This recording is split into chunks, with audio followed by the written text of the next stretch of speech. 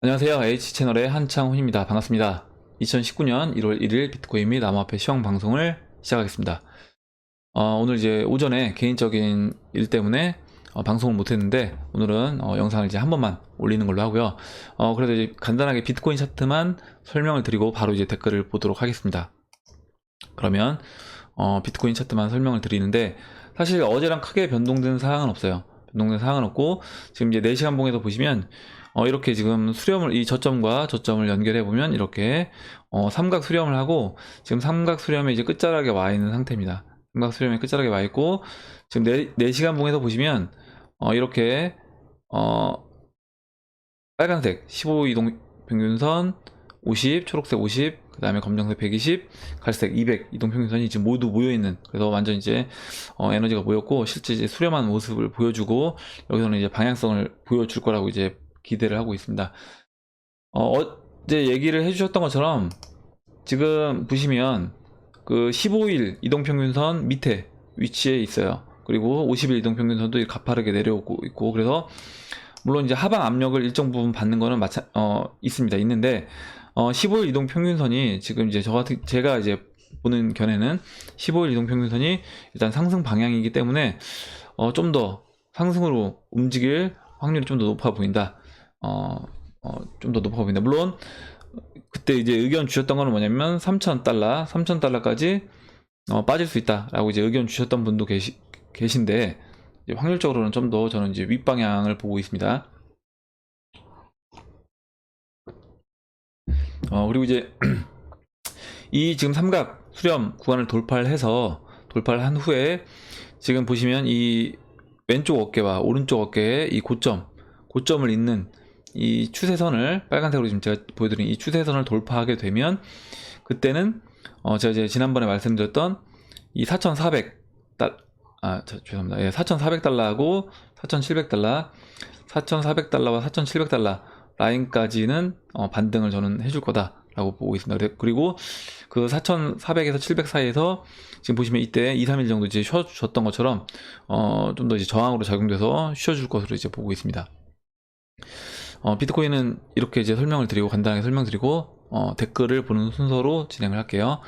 일단 에릭 윤님이 일단 댓글로 여러분들 의견과 질문 그리고 정보 공유해 주신 분들에게 다시 한번 감사 말씀을 드리겠습니다. 너무 좋은 의견하고 이제 질문들이 많아서 사실 다 소개 못 시켜드리는 점을 이제 양해해 주시고 제가 최대한 좋은 글들은 하나도 빠짐없이 최대한 이제 소개시켜 드리려고 노력을 하고 있다는 점을 이제 알아주셨으면 합니다. 네, 그러면 바로 이제 시작을 해볼게요. 에릭 윤님이 써주셨어요. 읽어보겠습니다. 전 특정 코인의 생존 기준으로 실용성도 있겠지만 더 중요한 건 해당 코인이 기존 기득권 세력이 짜는 판에 등장하는지 여부가 더 중요하다고 봅니다. 어차피 달러든 금이든 많은 물량은 특정 계층에 독점되어 왔고 그들의 부가 어느 코인으로 이전되느냐가 그 코인의 생존 가능성과 성장 가능성으로 연결될 거라 생각합니다.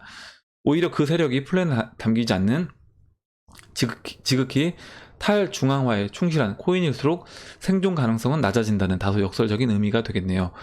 어차피 그러니까 여기서 이제 얘기하신 거는 보니까 제가 이제 밑에 댓글 읽어보니까 그러니까 탈중앙화되어 있다고 했을 때 생존 가능성이 낮다라는 의미가 실제로 탈중앙화되어 있는 게 생존 가능성이 낮다 이게 아니라, 그러니까 그 실제 비트코인이든 어떤 특정 코인이 보유를, 그러니까 주도적으로 보유하고 있는 그 메이저 세력이 있어야 된다. 그 의미를 얘기해 주신 거예요. 오히려 만약에 비트코인을 예를 든다면 비트코인을 뭐 1,700만 개를 한 사람당 하나씩 1,700만 명이 갖고 있다라고 하는 것보다 그것보다는 그렇게 해서 이제 그게 이제 탈중앙화 개념이 아니라는 거죠. 그 탈중앙화 개념이 아니라 오히려 이제 어떤 특정 세력이 그 보유량 면에서 집중돼서 갖고 있는 게 오히려 이제 성장 가능성이 있다라고 이제 얘기를 해주신 겁니다. 그래서 이제 리플 어떻게 보면 이제 리플이 지금 리플사가 XRP를 많이 보유하고 있는 부분에 대해서 오히려 이제 그게 긍정적인 부분이기도 하다 이렇게 얘기해 주셨고 이 부분에 대해서 이제 CJ님이 의견을 써주셨는데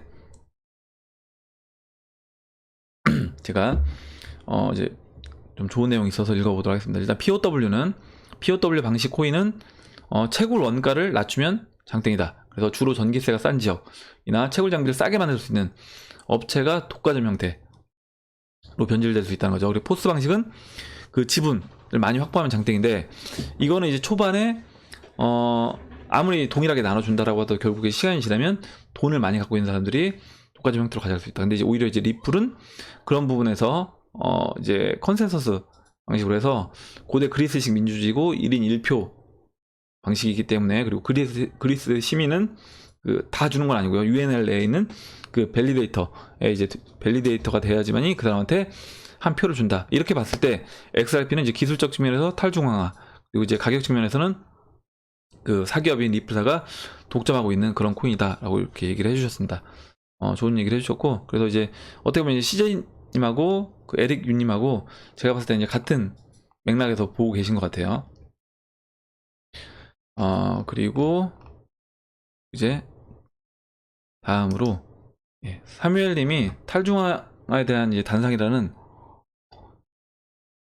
글을 써주셨어요. 그래서 좀 좋은 내용이 있어서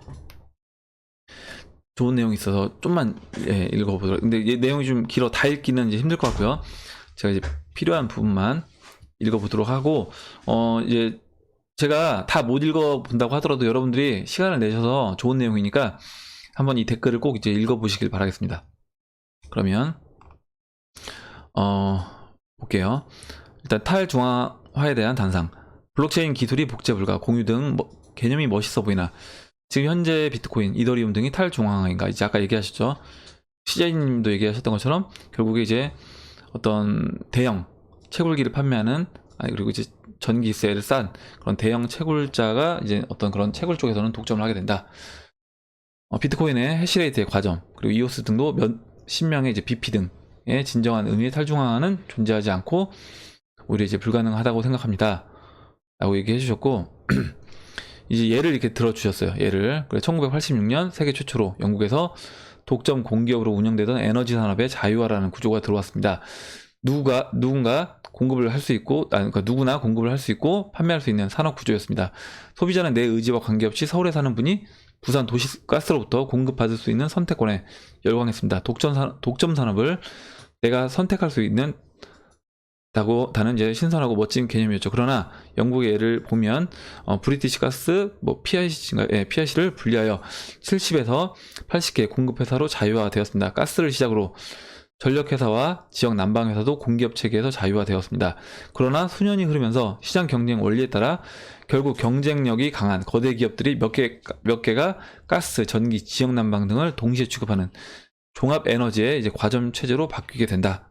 이렇게 이제 얘기를 해주신 겁니다. 그래서 결국에 우리가 이제 탈중앙화 이 개념으로 간다고 하더라도 결국에는 아까 이제 그 CJ님도 얘기해 주셨죠. 결국 포스 방식도 다 똑같은 비율을 나눠준다라고 하더라도 결국에 이제 시간이 지나다 보면 이제 몇 개 업체가 돈이 많은 몇 개 업체가 그거를 다 사서 이제 갖고 있다. 왜냐면 그 시장을 계속 흔드는 과정을 거치기 때문에 그 과정 안에서 누군가는 털고 또 다시 또 누군가는 매집을 하고 이러면서 결과적으로 독과점 형태로 이제 간다는 거죠. 아무리 이제 우리가 탈중앙화 개념을 간다고 하더라도. 그러면서 이제 케이블 업체, 우리나라 이제 케이블 업체, 그리고 이제 도시가스 이렇게 예를 들어주셨고요. 그리고 이제 AT&T 통신 쪽도 이렇게 이제 예를 들어주셨습니다. 그래서 이제 시장 경제 체제하에서는 탈중앙화는 저는 불가능하다 이렇게 생각하시는 거고, 어떻게 보면 시장 경제에 맡긴다고 하면 당연히 탈중앙화 될 것 같지만 그렇지 않다라는 거죠. 그래서 이제 아까 얘기하셨던 그냥 1인 1표 리플의 이제 1인 1표가 오히려 더 탈중앙화 개념에 이제 맞는 것일 수도 있다라고 이제 볼 수도 있는 겁니다. 그래서 이제 그 부분을 얘기를 해주신 거예요. 마지막 부분만 읽어보면, 완전한 탈중앙화가 지배구조화에서도 되어 있다면 가상화폐 가치는 오히려 올라가지 않을 겁니다. 비트코인 역시 큰 세력 없이 1700만 명이 한 개씩 가지고 있다면 $100의 가치도 유지하기 힘들 거라는 게 제 생각입니다. 탈중앙화는 이제 유효한 기술이나 수익을 얻기 위한 투자자 입장에서는 마케팅 역할을 하는 것이고, 소수의 금융세력이 공존함으로써 가상화폐 투자의 가치를 알아보는 소수의 개인들이 큰 수익을 보게 되고, 그리고 대중들은 현재 주식시장처럼 주식을 통해서 수익을 얻을 수 있다는 희망을 꾸는 대신에 1년에 몇백, 2년에 몇천 정도의 손실을 부담 없이 투자하게 되는 그런 시장으로 가는 과정이라고 생각합니다. 이렇게 얘기해 주셨는데, 아마 이제 이 부분은 그거 같아요. 뭐냐면 그 초기 시장에는 주식 시장도 초기에는 이제 어떻게 보면 이제 먹을 게 많았던 시장이었죠. 먹을 게 많은 시장이었는데, 지금 어떻게 보면 개인 투자자들이 이 주식 시장에서, 올해도 마찬가지고요. 사실 작년에 시장이 올라올 때도 개인 투자자들은 그 안에서 수익을 거의 못 냅니다. 대부분 이제 외국인과 기관 투자자들이 그 수익을 가져가죠. 그래서 보시면 지금 이제 3일님이 얘기해 주시는 건 뭐냐면, 그러니까 지금 이 암호화폐 시장도 지금은 오히려 이제 수익을 낼 수 있는 시장인데, 나중에 아마 이 시장이 어느 정도 대중들한테 이제 주식시장처럼 대중화되게 되면, 그때는 이 시장에서 내가 매매를 해서 한번 돈을 벌어봐야지 하고 들어오겠지만, 그때는 오히려 지금 주식시장처럼 거의 대부분의 개인들이 돈을 벌기 쉽지 않을 거다. 코스닥도 마찬가지였어요. 코스닥 초기 시장에는 진짜 말도 안 되게 시장들이 가면서 돈을 번 사람들이 많았는데, 오히려 이제 대중화가 되고 나서는 코스닥에서도, 물론 지금도 트레이딩 잘 하시는 분들은 돈을 벌겠지만 쉽지 않다라는 거죠. 쉽지 않다라는 겁니다. 그래서 암호화폐도 이제 그런 식으로 흘러갈 것 같다라고 이제 얘기를 해주셨습니다. 그리고 다음 내용 보도록 할게요. 예, 다음 내용은 그리고 이제 인사말 해주신 분들이 굉장히 많고, 이제 또 제가 어제 뭐였죠? 댓글로 어떻게 보면 상처를 받았다고 생각하셨나봐요. 근데 저 상처받지 않고, 그러니까 저는 오히려 뭐냐면,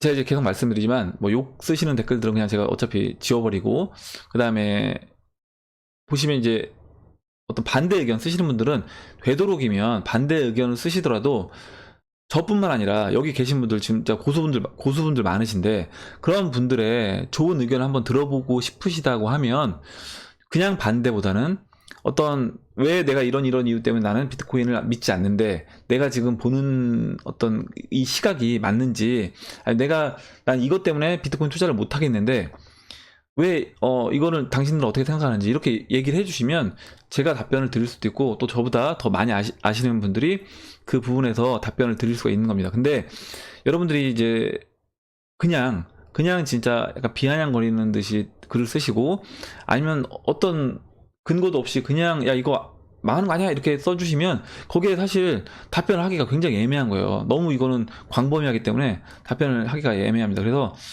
혹시 여러분들이 이 암호화폐 시장, 만약에 이 영상을 보시는 분 중에 난 아직까지도 잘 모르겠다 이 시장에 대해서, 그러면 그런 부분에 대해서 여러분들이 좀 확신을 못 갖는 그런 부분에 대해서 글을 남겨주시면, 아마 그 부분에 대해서 제가 이제 답변을 드리든, 아니면 다른 분들이 제가 이제 답변을 못 드리면, 제가 부족해서 못 드리면 다른 분들이 충분히 저는 답변을 해주실 거다라고 이제 보고 있습니다. 그 부분을 이제 말씀을 드리고요. 이제 이승재님이 이제 얘기를 해주셨어요. 이제 이 내용이 이제 그럴듯하지만, 중국의 금 보유량을 피하기 위해서 암호화폐를 FRB 세력들이 일부러 만들었다는 것은 음모론을 그냥 객관화하거나 그걸 믿고 투자하기에는 그냥 리스크가 너무 크지 않겠냐, 이렇게 이제 얘기를 해주셨습니다. 그래서 일단 제가 당연히 이렇게 보실 수도 전 있다라고 봐요. 왜냐면 일단 FRB가 제가 만나는 분들 중에, 제가 야 우리 달러를 찍어내는 FRB가 민간 기업이야 라고 얘기를 하면, 이거를 그 자료를 찾아서 보여줘도 그거 자체를 이제 안 믿으시는 분들이 있어요. 야 그거는 말이 안 된다, 어떻게 달러를 국가에서 찍어내는 거지 민간 기업에서 찍어내냐, 이렇게 이제 얘기하시는 분들도 있습니다. 그래서 충분히 이제 이승재님처럼 저는 생각하실 수 있다라고 봐요. 그래서 이 암호화폐도 FRB 세력들이 일부러 만들었다, 이거는 이제 음모론을 너무 객관화하는 거 아니냐, 이렇게 보실 수 있고, 이건 어디까지나 그러니까 제가 이 근거를 사실 다 댈 수는 없는 거예요. 그리고 근거를 대도 근거를 제가 된다고 하더라도 그걸 이제 인정을 해 주시는 분들이 있는 반면에, 또 그걸 인정 못 하겠다라고 하면 그건 이제 의견이 다른 거죠. 상충되는 겁니다. 그래서 그 부분에 대해서는 제가 뭐 이거를 제 시각을 여러분들한테 강요한다거나 그렇게 하는 것도 아니고, 그냥 이렇게 시장을 이렇게 바라보는 사람도 있다. 정도로만 전 이제 봐주셨으면 좋겠어요. 그리고 중국의 이제 금 보유량을 피하기 위해 암호화폐를 FRB 세력이 만들었다. 그럼 이제 제가 이제 여기서 질문을 드리고 싶은 건 뭐냐면 만약에 그러면 지금 경기 이제 돈을 너무 많이 찍어냈잖아요. 돈을 너무 많이 찍어냈고 달러를, 그리고 달러 가치가 계속 지금 0으로 이제 가고 있습니다. 이제 오늘도 이제 자료를 준비를 했는데, 이게 지금 달러의 이제 구매력이에요. 소비자 달러의 구매력인데 1913년도부터 1017에서 지금 40까지 떨어졌습니다. 그래서 거의 96% 이상 달러는 가치 하락을 한 겁니다. 그럼 이제 이 얘기는 뭐냐면요, 여기서 지금 더 찍어내고 있어요. 계속 더 찍어낼 수밖에 없습니다. 구조가. 그러면 어차피 금리 인상을 계속 할 수는 없는 거고요. 어차피 이제 돈을 더 찍어낸다라고 했을 때, 그러면 달러는 어찌됐든 간에 이제 0으로 갈 거다. 조만간에 이제 0으로 갈 거라고 보고 있습니다. 그러면 0으로 간다라고 했을 때, 저는 이제 이렇게 묻고 싶은 거예요. 그럼 0으로 간다라고 했을 때, 그러면 그 달러의 가치는 어디로 이전될 건지, 그 부분에 대해서 한번 저는 이제 답변을 우리가 해봐야 된다. 금으로 갈 건지, 아니면 뭐 은으로 갈 건지, 아니면 그 달러가 가치를 완전히 잃고 뭐 다른 나라의 통화가 기축 통화가 될 건지, 예를 들어서 뭐 위안화가 기축 통화가 된다라고 얘기하시는 분들도 있고, 뭐 유로화가 기축 통화가 될 수 있다고 얘기하시는 분들도 있습니다. 그렇다라고 하면 그 부분에 대해서 어떻게 이제 그렇게 보는 시각에 대해서 한번 이제 우리가 얘기를 해봐야 된다. 저는 이제 제가 달러를 비교해서 달러를 중심으로 뭐 금과 은, 그리고 각국의 화폐들을 비교해 봤을 때 결국 이제 각국의 화폐들은 달러보다 가치가 더 빨리 하락했어요. 위안화도 마찬가지예요. 위안화도 지금 보시면 이거 지금 위안화 월봉인데요.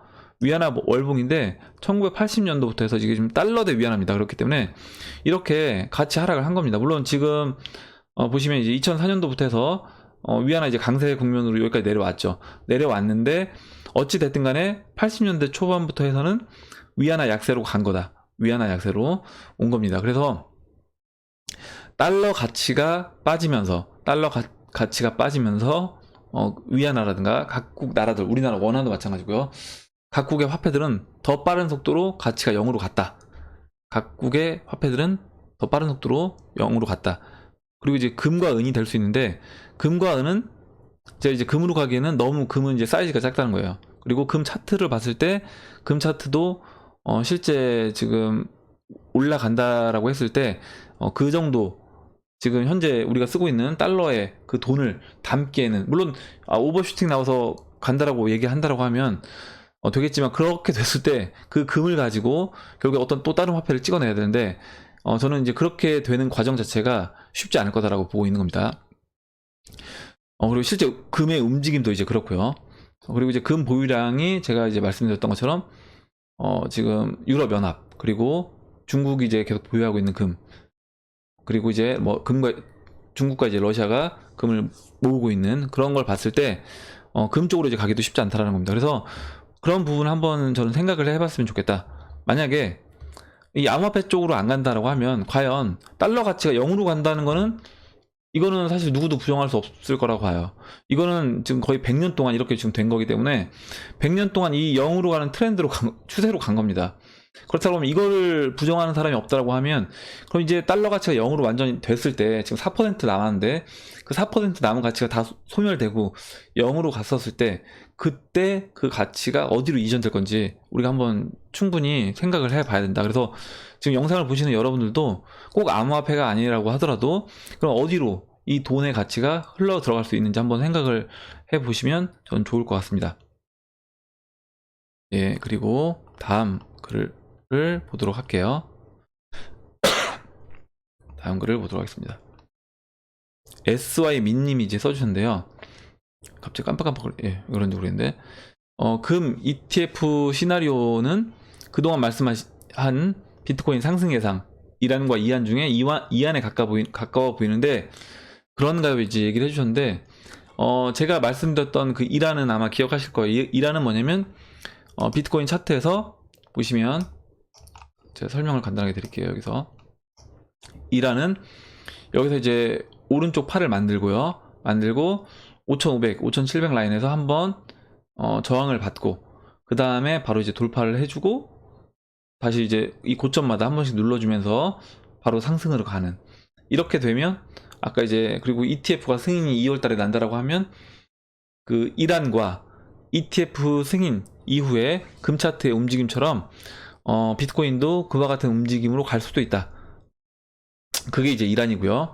이하는 뭐냐면 지금 이 5,700, 5,500과 5,700 이 사이와 3,000 지금 200, 그러니까 3,000달러, 그냥 크게 3,000에서 6,000달러 이 사이 안에서 비트코인 6개월에서 적어도 이제 10개월, 길게는 이제 1년 동안 이제 박스권에 갇혀서 움직이는 형태로 시간을 끌다가 채널 바닥을 다지는 거죠. 다지고 그 다음에 상승해주는 흐름이 이안이었습니다. 제가 이제 말씀드린 것 중에. 그러면 금 ETF랑 이제 비교해서 설명드리면 이란이 이제 되게 될 거라고 보시면 될 것 같아요.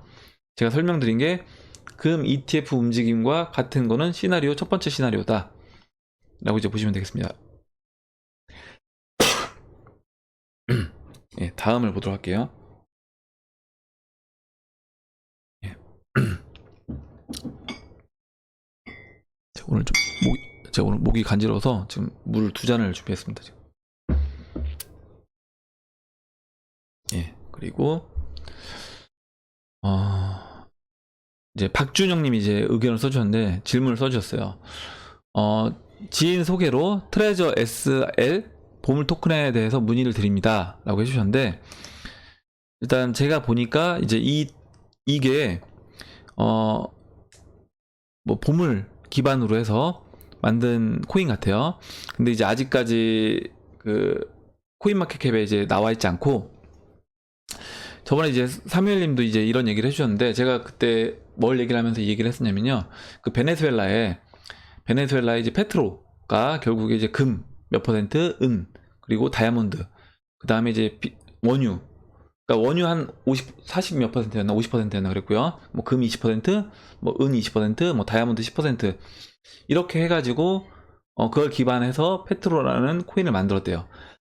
근데 이런 거는 사기일 확률이 굉장히 높다는 겁니다. 왜냐면 페트로도 저는 마찬가지라고 봐요. 왜냐면 실제 얘네가 이걸 기반으로 그 가치를 계산해서 만들었다고 하는데, 그 금값과 은의 값, 그리고 이런 것도 항상 변동성이 있고요. 거기 이제 변동성은 있는 것까지는 이제 어떻게든 뭐 계산을 해서 맞출 수 있다고 하더라도, 결과적으로 얘네가 이제 갖고 있는 그 페트로를 만든 베네수엘라가 금을, 은, 그리고 다이아몬드를, 원유를 얼만큼 갖고 있는지 우리가 이제 확인을 하는 게 쉽지 않다는 겁니다.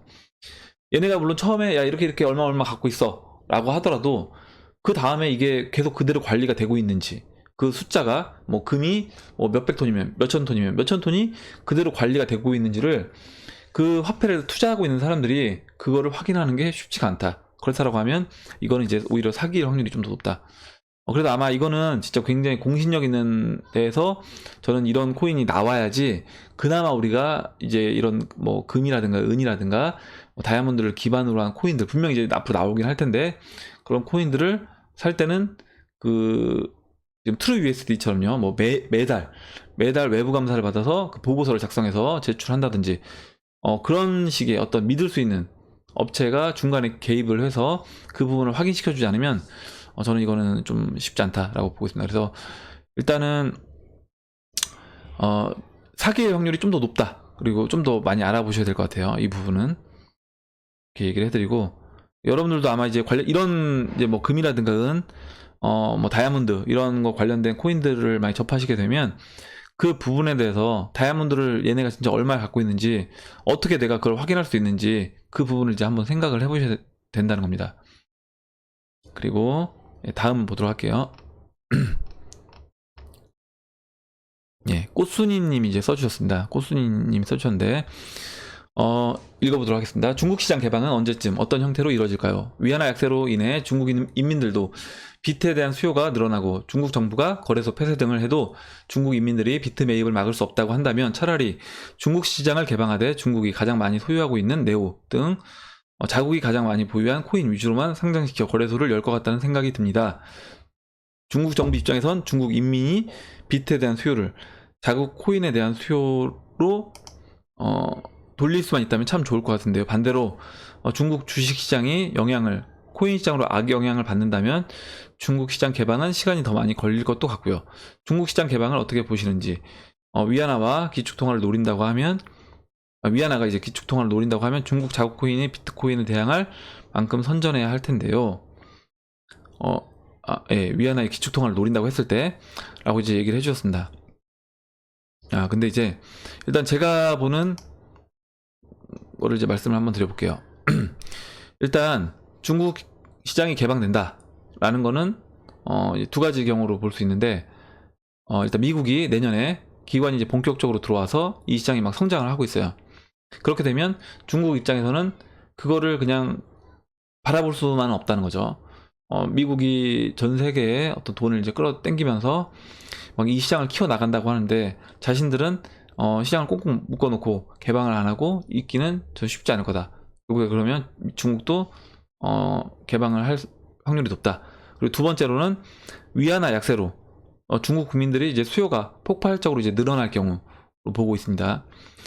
이거는 제가 계속 말씀드리는 거예요. 뭐냐면 중국이 지금 위안화가 7위안을 넘어서서 베네수엘라라든가 뭐 아르헨티나처럼 그 각 나라의 화폐들이 약세 국면으로 갈 경우에, 그때 그 위안화를 갖고 있는 위안화를 많이 갖고 있는 어떤 부자들의 돈이 급속도로 달러라든가 금이라든가 암호화폐 시장으로 이제 수요가 몰릴 거다라고 보고 있습니다. 그러면서 저는 그때는 이제 수요가 폭발적으로 늘 거로 보고 있는데, 제가 어제 그 중국 관련된 그 설문조사한 거 4,000명인가? 그걸로 설문조사를 한 거를 여러분들한테 이제 보여드렸습니다. 그때 이제 어떤 내용이 있었냐면 이런 내용이 있었어요. 중국은 이미 QR코드를 많이 사용하고 있습니다. 그래서 그 중국인들 대상으로 했을 때 투자를 한번 해보겠다라는 의향을 보인 사람들이 40% 정도 됐는데, 일단은 자신들이 이미 쓰고 있는 그 결제 관련된 서비스가 워낙 편하기 때문에, 야 굳이 이거 결제를 암호화폐로 해야 돼? 어차피 지금 이거 QR코드로 결제하는 것도 편한데? 이렇게 이제 생각을 하고 있는 겁니다. 그래서 그 부분에 대해서 암호화폐 결제가 굳이 필요하냐? 이렇게 이제 얘기를 했어요. 그래서 만약에 중국인들의 수요를 좀 폭발적으로 저는 일으키려고 한다고 하면, 아마 그 부분에 대해서 오히려 이제 중국 그 위안화가 가치가 하락하면서 그걸로 인해 수요가 이제 폭발적으로 늘어나야지, 저는 중국 사람들 입장에서는 그냥 이 단순하게 내가 생활하기 편리하기 때문에 위안화를 쓰는 게 암호화폐를 쓰는 게 아니라, 이제 위안화가 가치가 떨어지면서 암호화폐 가치가 이제 급격하게 올라가게 되면 그때 오히려 이제 저는 쓸 수 있다라고 보고 있습니다. 그리고 지금 보니까 이제 얘기를 들어보니까 중국 쪽 코인을 좀 많이 갖고 계신 것 같아요. 중국 쪽 코인을 많이 갖고 계신 것 같은데, 저는 이제 중국 정부 입장에서 결국에 이제 이렇게 개방을 한다라고 하더라도, 제가 이제 계속 말씀드리는 건 뭐냐면, 베네수엘라에서 이런 거죠. 베네수엘라에서 야 페트로 써라, 우리나라에서 만든 이거 페트로 믿고 쓰세요 한다고 해서 사람들이 페트로를 쓰는 게 아니고, 그리고 지금 베네수엘라도 보면 그 베네수엘라에서 만든, 정부에서 이제 만든 그 거래소를 들어가서 제가 봤잖아요. 보면 거기도 비트코인, 그리고 이더리움, 뭐 대쉬, 그다음에 뭐 있었죠, 라이트코인, 이런 식으로 이제 있었고 그 다음에 이제 페트로가 있었어요. 그런 식으로 뭐냐면, 중국에서 저는 시장을 개방한다고 하더라도 뭐 비트코인, 이더리움, 뭐 나머지 대쉬, 라이트코인, 뭐 리플 이런 거 다 막아버리고 중국 코인들 뭐 네오, 퀀텀 뭐 이런 것들만 뭐 올려서 이거를 개방한다, 이거는 저는 쉽지 않을 거라고 이제 보고 있습니다. 그리고 그렇게 한다라고 하더라도, 만약에 실제 이제 그 국민들이, 그러니까 결국에 뭐냐면, 화폐라는 거는 이거를 누군가가 야 이거 써라 이렇게 해서 쓰는 게 아니라, 그거를 그 생태계 안에 있는 사람들이 믿음을 갖고 신뢰가 이제 기반으로 깔려 있어야지 저는 쓴다라고 보고 있습니다. 그래서 지금 중국도 저는 마찬가지라고 보고 있어요. 베네수엘라처럼 이렇게 시장이 열려도 자국 내 화폐만 꽁딱 해가지고 야 우리 것만 써 이렇게 하진 않을 거다. 기존에 이제 그 전 세계적으로 보편화되어 있는 코인들을 일정 부분 저는 포함시켜서 할 거라고 보고 있습니다. 그리고 작년에 이제 중국 시장 열렸을 때도, 그때도 이제 비트라든가 이제 이더 같은 경우는 다 있었어요. 물론 중국 코인들이 이제 많았지만 리플은 그 당시 이제 없었는데, 뭐 비트라든가 이더 같은 기본적인 중국 관련, 그러니까 중국 코인이 아니라고 하는 코인들도 대중화된 코인들은 그때 들어 있었습니다. 예, 그리고 대신 이제 중국 코인, 만약에 중국 시장 개방되면 어찌됐든 뭐 중국 관련된 코인들 있잖아요. 뭐 퀀텀이라든가 네오라든가 이런 것들은 이제 뭐 가격적인 면에서는 충분히 저는 긍정적인 어떤 영향을 줄 거라고 보고 있습니다. 그리고 이제 다음 내용을 이제 읽도록 할게요. 데렉킴 님이 써주셨는데, 이제 지금 22명의 이제 직원들과 기업 마케팅을 하고 있는 대표님이시래요. 그래서 이 2015년 6월부터 이제 비트코인을 접해서 투자를 하셨고, 어떻게 보면 이제 선배님이신 거죠. 그래서 이제 요즘 이제 힘들어 하시는 분들이 많이 있는데, 이제 그 부분에 대해서 한 가지 조언을 드리고자 썼다고 이제 얘기하셨습니다. 그래서 제가 좀 여러분들한테 이제 도움이 되는 부분을 읽어보도록 할게요. 요 며칠 비트메인과 우지안의 이야기가 많이 화두가 되고 있고, 회사가 망하느니 우지안이 물러나느니, 그러면서 최대 채굴 회사가 망하면 암호화폐 시장이 큰 폭으로 폭락할 거라는 등 말들이 많죠. 결론부터 말씀드리면 걱정 안 하셔도 됩니다. 어느 기업이든 IPO 상장 신청을 하게 되면 신청과 동시에 quiet period time에서 함구하는 기간을 요청을 받죠. 만약 신청서를 제출하고 기업의 기밀이나 어떠한 내부적 이야기가 외부로 발설되면 신청된 IPO에 페널티가 적용되기 때문에 결과가 도출되기 전까지는 어떠한 이야기도 말할 수 없는 게 회사의 입장입니다. 아마도 비트메인과 우지안도 같은 입장일 거라 보고 있습니다. 비트메인도 현재 IPO를 앞두고 quiet period time을 가지고 있다고 생각하면 될 겁니다. 비트메인의 인원 감축은 IPO의 규정에 부합하기 위해 구조 조정과 향후 기술 개발에 필요한 인력 조정 및 확충이라고 보시면 될 것 같고요. 이 상황을 잘 알고 있는 로저버도 비트메인의 IPO 준비의 배려로 비트메인과 BRBTC의 언급을 자제하고 있으며, 비트메인에서 나온 핵심 인력들은 현재 안티풀과 BRBTC로 인력 분배될 것으로 알고 있습니다. 구조조정을 통한 인당 내수율 확보를 통해 기업 가치 및 경쟁력 확보는 거의 모든 기업이 IPO를 앞두고 행해지는 일반적인 일입니다. 그리고 이제 예를 들어서 이제 스팀 및 이더, 거래소 후오비 등 많은 암호화폐 관련 업들이 70%의 구조조정을 감행하고 있죠. 구조조정은 올해만 있었던 게 아니라 매년 하락장만 오면 관례처럼 있었던 일입니다. 그러니까 2015년에 이 시장에 이제 들어오셨으니까 그때 하락장 때도 이런 식으로 이제 구조조정이 있었던 걸 이제 얘기해 주셨다고 보시면 될 것 같고, 마지막으로 여러분들 이제 이런 말 너무 많이 들으셨겠지만 다시 한번 말씀드리면 힘내세요. 이제 다 왔습니다. 3년 넘게 암호화폐 시장에 투자한 선배가 드리는 조언이라고 생각하시고 조금만 참으세요라는 말씀을 드리고 싶습니다. 라고 이제 좋은 내용을 이제 써주셨습니다. 그래서 같이 한번 읽어봤고요. 네, 다음 내용을 이제 보도록 하겠습니다. 다음 내용을 요미요미님이 이제 질문을 해주셨는데, 오늘 IT 업계의 지인을 만났는데 비트코인에 대해 매우 회의적이시더라고요. 결제를 하는데 시간이 오래 걸리고 수수료가 계속 높아지는 구조를 가지고 있기 때문에 널리 상용화가 되는 것이 힘들 거라고 말씀하시더라고요. 이 부분에 대해서 어떻게 생각하시는지 얘기를 해주셨는데요. 일단 제가 일단 어떻게 생각하는지 제가 쓴 글을 한번 읽어보도록 하겠습니다. 잠시만요.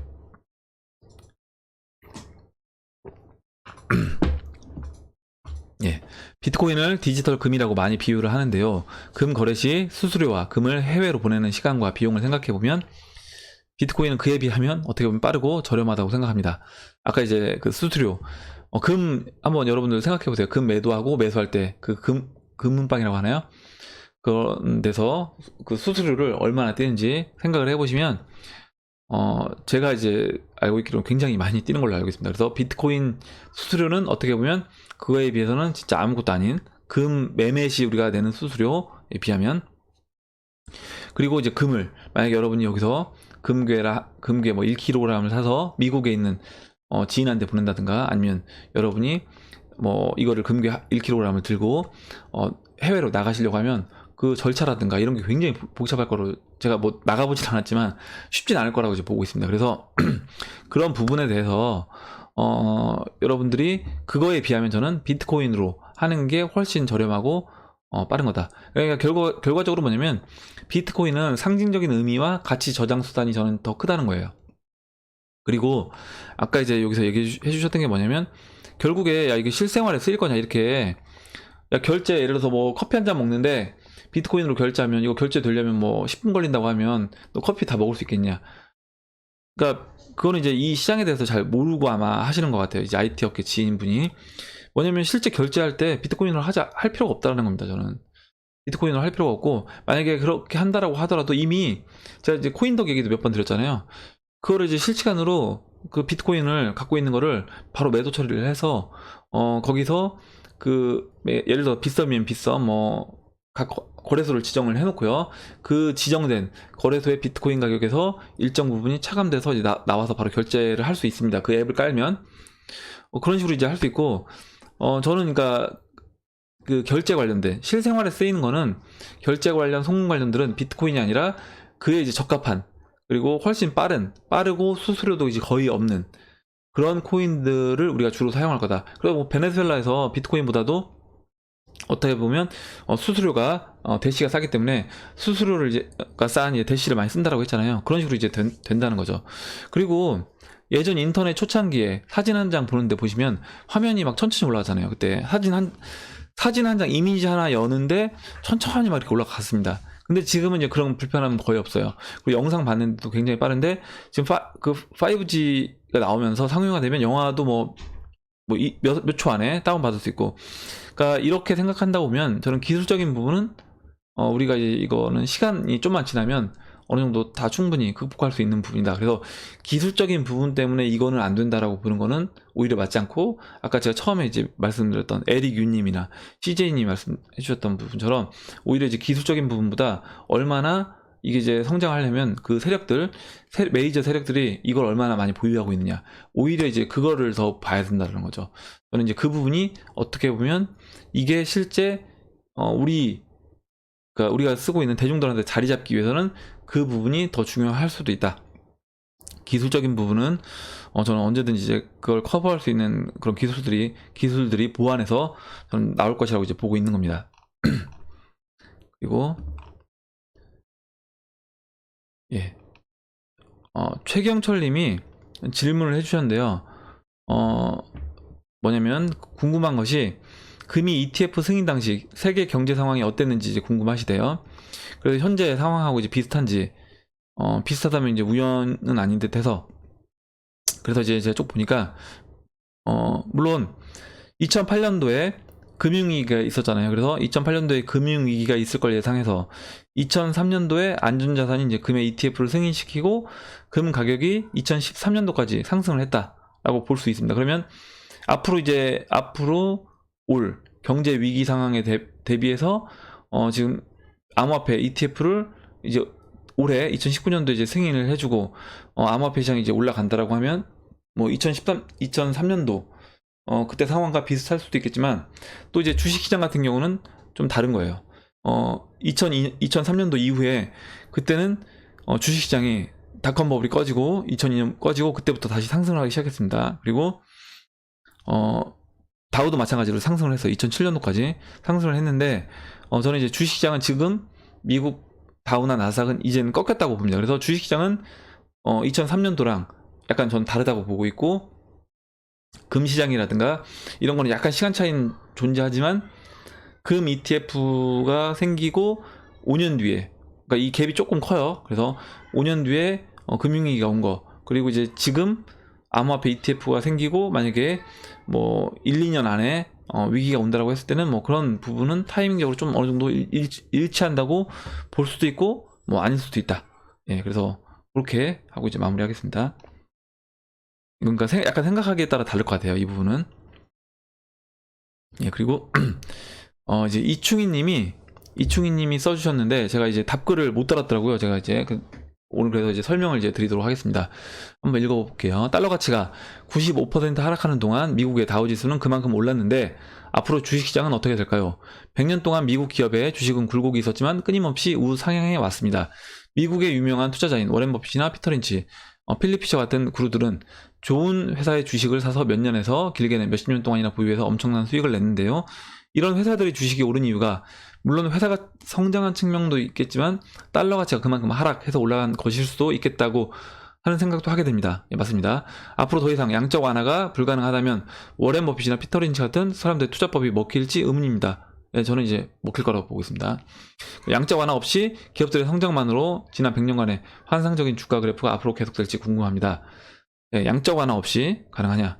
그러니까 이 양적 완화라는 개념을 이제 하시면 이해하신다고 하면 결과적으로 우리가 이제 침체 국면으로 간 다음에 그 침체 국면을 벗어나기 위해서는 제가 계속 말씀드리지만 지금 풀린 돈의 양보다 어떻게 보면 더 많은 돈의 양이 풀려야지만이 이 위기를 우리가 이제 극복할 수 있다는 거예요. 극복해서 성장 국면으로 갔다라고 얘기할 수 있는 겁니다. 그렇지 않다고 하면 사람들이 느끼는 거, 체감하는 거는 침체 국면에 있을 수밖에 없어요. 왜냐면 물건값이 오히려 떨어지고, 그러니까 갖고 있는 자산, 부동산이라든가 주식이라든가 이런 게 떨어지고 돈의 가치가 더 귀하다 보면 이건 디플레이션으로 갈 수밖에 없는 겁니다. 그래서 이 디플레이션이 아니라 약간의 어떤 인플레이션 상황으로 계속 되려고 한다고 하면 저는 결과적으로 이게 현재 달러의 양적 완화는 아니라고 하더라도 이 암호화폐 지금 종류도 굉장히 많고 숫자도 많잖아요. 이 암호화폐들이 시장에 풀리면서 이게 그 달러의 가치를 이제 이전시키면서 주가가 다시 갈 거다. 그리고 어차피 이제 주식시장에 있는 그 증권들도 결국에 코인 형태로 이제 바뀔 것이기 때문에 저는 이게 다 이게 통합될 거라고 보고 있고, 제가 이제 미국의 다우 지수를 이제 보여드리면 보시면 이 1929년에 경제 위기를 겪고 그 다음에 또 이런 식으로 이제 중간중간에 위기가 있습니다. 항상 위기가 있어 왔는데 이런 이제 위기가 있을 때 어떤 일이 벌어지냐면 산업이 바뀌는 거예요. 산업이 뭐 1차에서 2차 산업으로 2차에서 3차, 그리고 3차에서 지금 4차로 넘어가는 그 중인 겁니다. 그러면 지금 3차에서 4차로 넘어가는 중에 지금 다우지수라든가 저는 이 나스닥 지수가 일정 부분 침체를 겪으면서 기존 산업들이 재편되는 과정을 보일 것이다. 그렇기 때문에 어떻게 보면 그 누구죠? 예, 워렌 버핏이 결과적으로 아무리 시대가 바뀌어도 사람들이 쓸 수밖에 없는 그런 것에 투자를 하는 겁니다. 뭐냐면 아무리 기술 발전이 일어난다고 하더라도 결국 우리가 수염은 깎아야 돼요. 그렇기 때문에 이제 뭐 질레트 주식을 한다거나 아무리 기술이 발전해도 우리가 음식은 먹어야 된다는 거죠. 그래서 음식 관련된 회사의 주식을 산다거나, 그리고 워렌 버핏 같은 경우는 이제 그런 주식을 선호하는 거죠.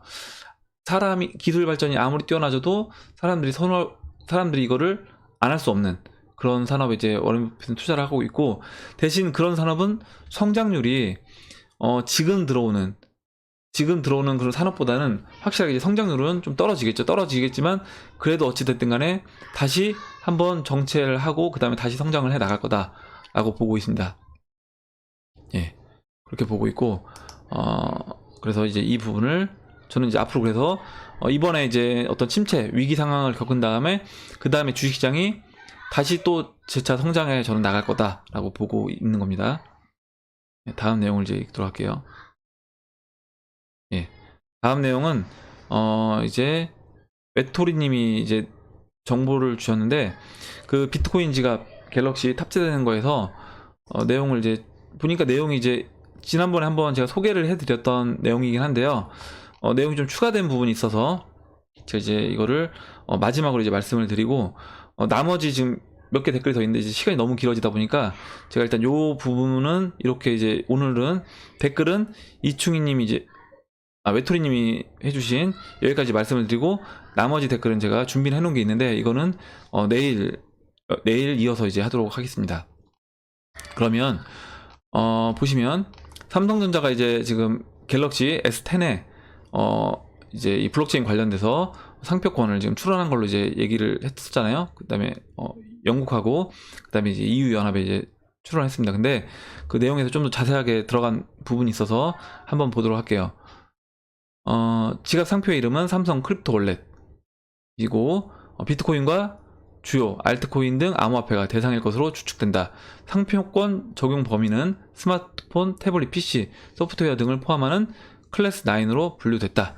앞서 삼성전자가 유럽 특허청에 스마트폰에 적용될 블록체인 키스토어, 키박스, 코어 3 그러니까 코어 이거 세 가지가 블록체인 상표권을 신청하는 데 이은 것으로 업계는 이번 삼성 크립토 원래 상표권 등록으로 곧 출시되는 갤럭시 스마트폰의 암호화폐 지갑 탑재가 기정사실화되는 분위기라고 추측을 했다라고 이제 얘기를 했습니다. 그래서 제가 지난번에 한번 말씀드리고 좀 더 이제 추가적인 내용이 있어서 다시 한번 이제 외톨이님이 주신 내용을 가지고 한번 살펴봤습니다. 댓글은 이제 여기까지 하고 기사를 이제 보도록 하겠습니다. 코인니스 기사고요. 코인니스 기사고 읽어볼게요. 벡트 6개월간 상품 개발 관련 고위급 인사 3명 영입. 지금 뉴욕 증권거래소를 소유하고 있는 세계 최대 거래소 그룹인 ICE의 암호화폐 거래 플랫폼 벡트가 지난 6개월간 상품 개발을 위해 3명의 고위급 인사를 영입한 것으로 나타났다.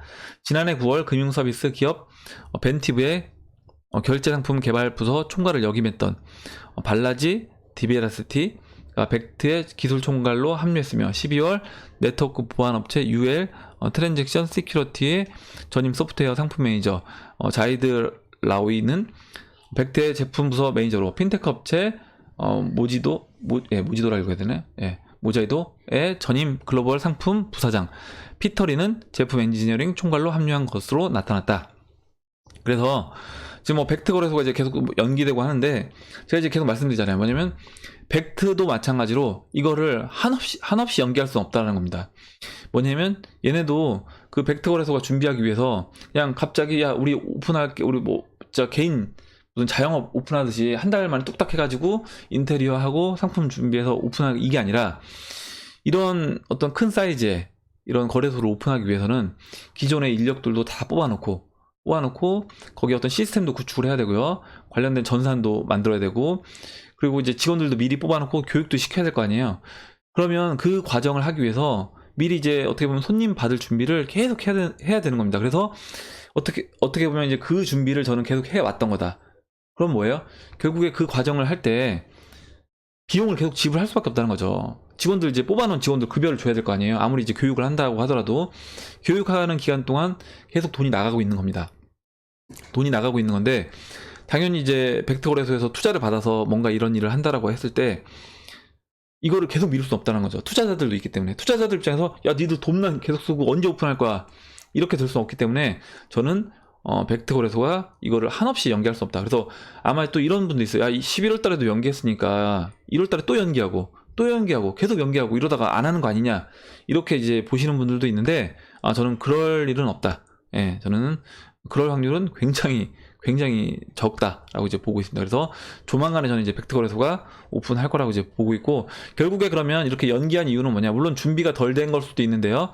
준비가 덜 된 거 플러스 결국에 이제 이 세력이 자신들이 어떤 원하는 그림대로 이제 그림을 그려 나가는데 결국에 이제 벡트 거래소 연기가 하나의 어떻게 보면 소스로 작용이 돼서 비트코인을 이렇게 지금 6,000달러에서 3,000달러까지 빼놓고 다시 한번 자신들이 매집을 하고 싸게 매집하고 이제 끌어올릴 수 있는 그런 준비를 하고 있는 거다라고 저는 보고 있습니다.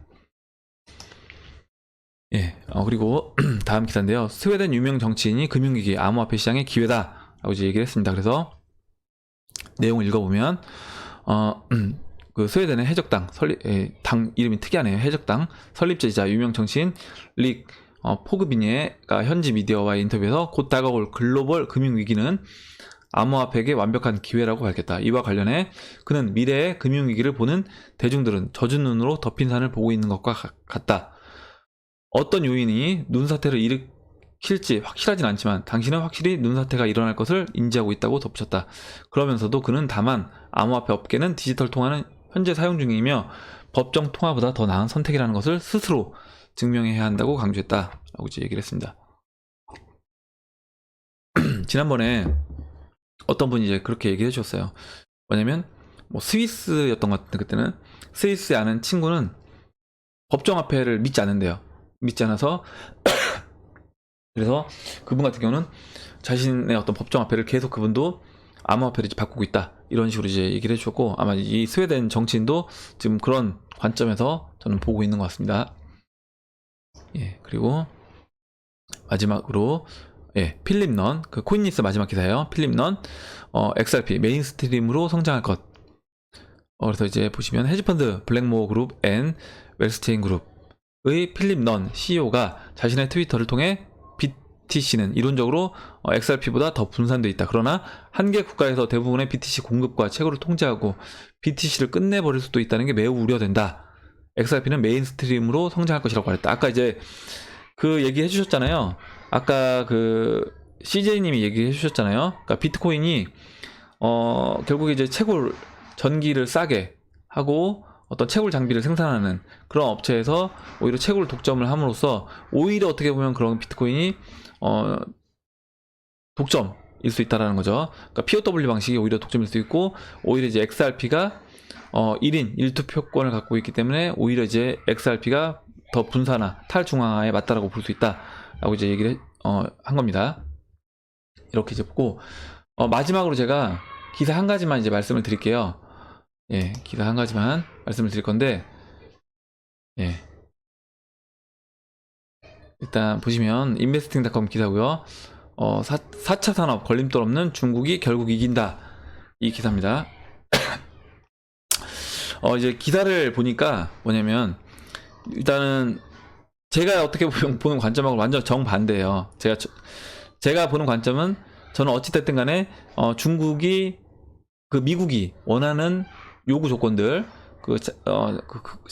자본시장 개방이라는 그 요구 조건을 저는 이제 들어줄 수밖에 없다라고 이제 보고 있습니다. 그래서 그 부분에 대해서 이제 반대 의견인데 왜 제가 이제 이렇게 보고 있는지 이렇게 보고 있는 어떤 근거가 뭔지 그래서 한번 그 부분에 대해서 다른 분의 이제 의견도 들어볼 필요가 있잖아요. 그래서 이제 한번 이 부분을 보도록 하겠습니다.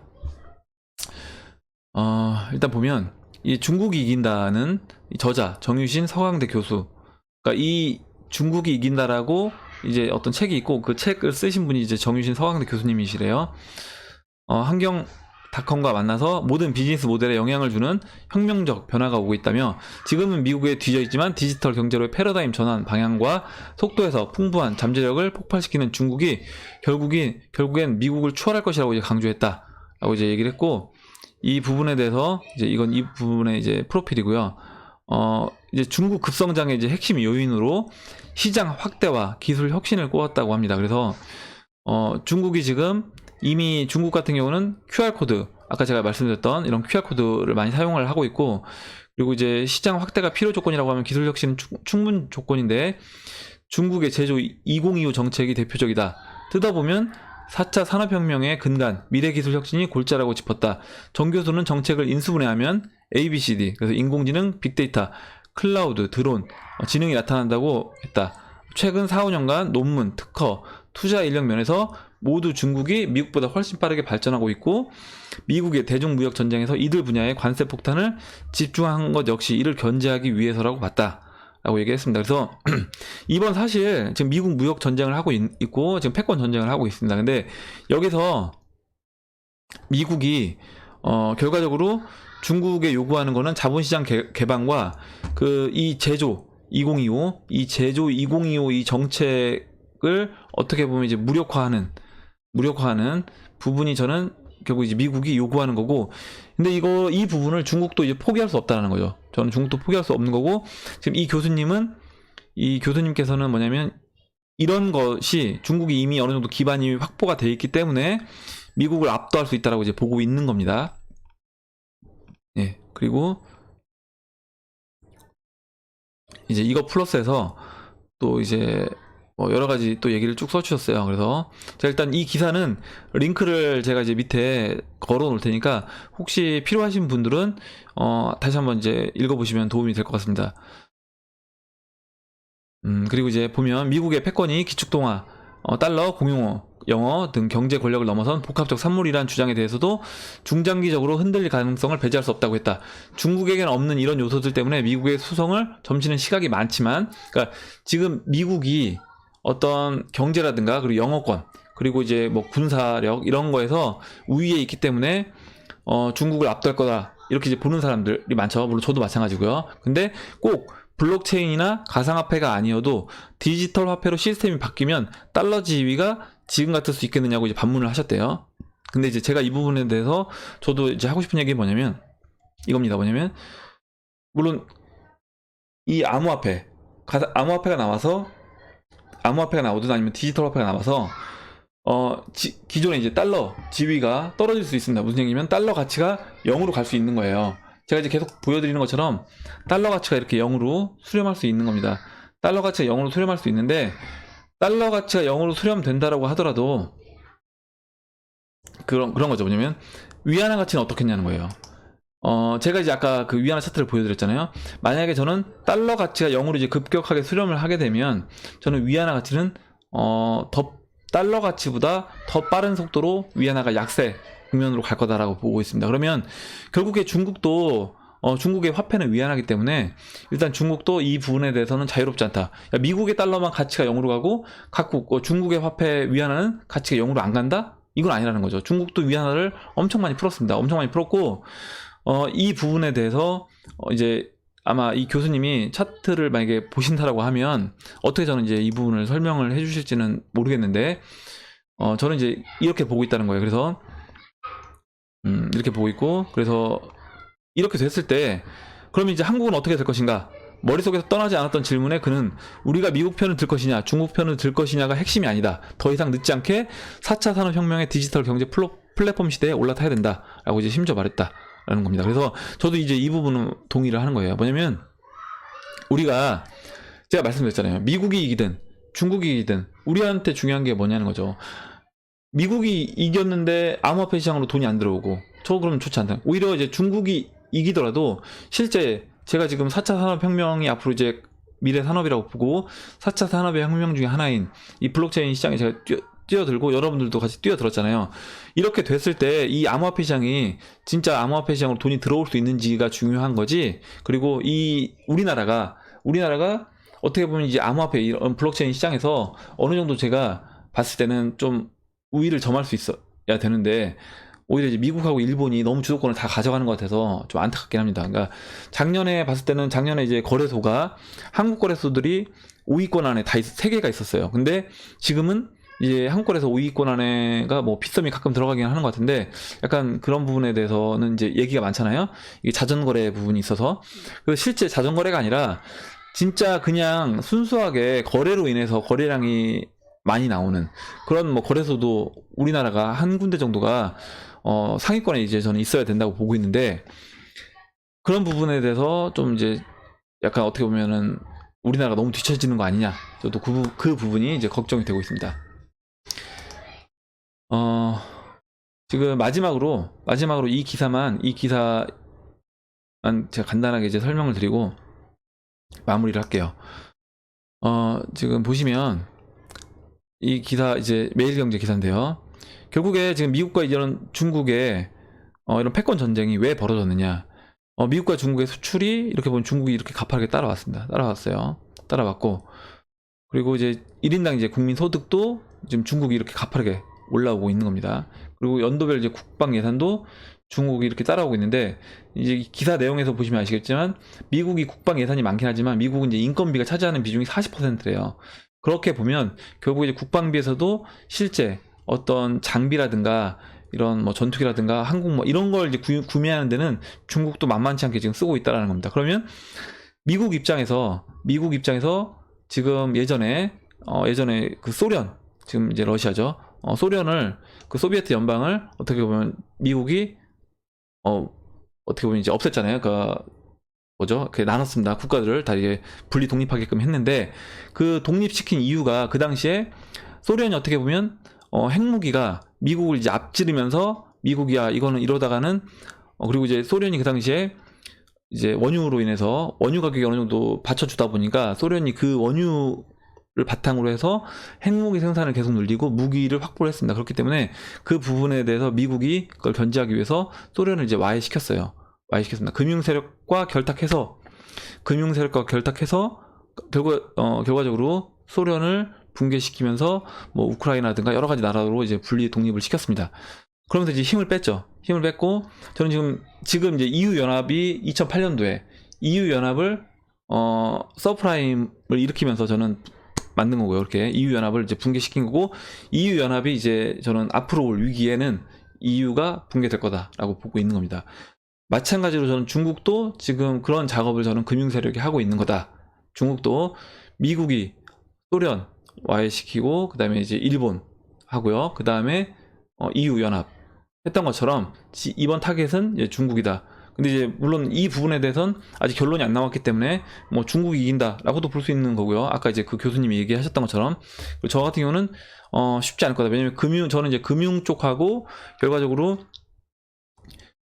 이런 국방 쪽에서는 아직까지는 미국이 이제 우위를 점하고 있기 때문에 그거는 쉽지 않을 거다라고 보고 있는데, 물론 이제 중국 인구라든가 아까 이제 그 교수님 얘기하셨던 것처럼 뭐 4차 산업 쪽에서 중국이 많이 이제 선도하고 있다. 그런 부분에서 중국이 이번에는 미국을 압도할 수 있다라고 이제 보는 분들도 있는 겁니다. 이제 여러분들도 다양한 의견을 다 열린 마음으로 이제 보시면 좋겠어요.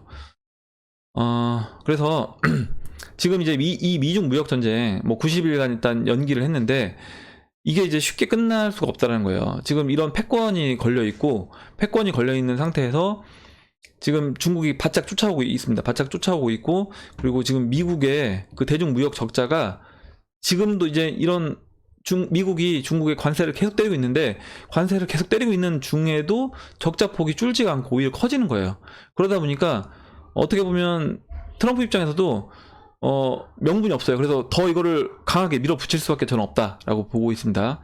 2017년 미국의 대중 무역 적자는 3,752억 달러에서 그러니까 420조 원이에요. 전체 무역 적자 5,660억 달러의 66%가 대중 무역 적자입니다. 거기에 중국은 그러니까 2012년 12월 중국 공산당 대회부터 중국몽 그걸 이제 키워드로 밀어붙이고 있는 거고, 그래서 이제 트럼프 정부는 아예 이제 대놓고 얘기하는 거예요. 야, 중국은 적이다, 적. 국가방위 전략을 개정해서 중국을 전략적 경쟁자로 이제 규정을 하고 현존 국제 질서를 전복하려는 수정주의 세력으로 재정의한 겁니다. 그러니까 뭐냐면 이거죠. 우리랑 이제 맞서서 우리가 어떻게 보면 세계를 지금 통치하고 있는데 중국이 국제 질서를 좀 전복하려고 한다. 이렇게 지금 보고 아예 어떻게 보면 적이라고 간주하고, 저는 지금 중국을 이번에 어떻게 보면 지금 뭐죠? 미중 무역 전쟁을 벌이고 있는 거다라고 보고 있습니다. 그래서 이게 쉽게 어떤 합의점을 찾아서 저는 끝날 수가 없는, 그러니까 둘 다 어느 한쪽이 백기를 들기 전에는 저는 끝날 수가 없다라고 보고 있습니다. 근데 중국 입장에서도 포기할 수 없는 부분이 너무 많은 거예요. 아까 이제 얘기했던 부분, 2025년까지 제조업 강국 대열에 진입하고 2035년까지 그 중국 제조 2025, 이게 이제 어떻게 보면 그러니까 그 무역 전쟁 벌리고 있는 것 중에 두 가지라고 말씀드렸잖아요. 이 중국 제조 2025 이걸 견제하는 것과 그 다음에 그 자본시장 개방, 이 두 가지가 이루어져야지 미국은 중국을 어떻게 보면 중국이 관세 부분을 어느 정도 이제 무역 전쟁을 끝낼 거다라고 보고 있는 겁니다. 예, 그래서 일단은 지금 뭐 나머지 이것도 마찬가지로 이 기사도 제가 링크를 걸 테니까 한번 보시기 바라고, 결과적으로 제가 봤을 때는 이 미중 무역 전쟁은 쉽지 않게 갈 거다. 예, 내년 이제 뭐 3월 달에 이제 연기된 게 이제 만료가 되고 다시 한번 그 당시에 거기 이제 브렉시트까지 연결돼서 저는 세계적으로 큰 어떤 경제 이벤트들이 앞으로 줄줄이 지금 있는 상태입니다. 그렇기 때문에 내년 이제 1분기에, 내년이 아니죠. 이제 올해죠.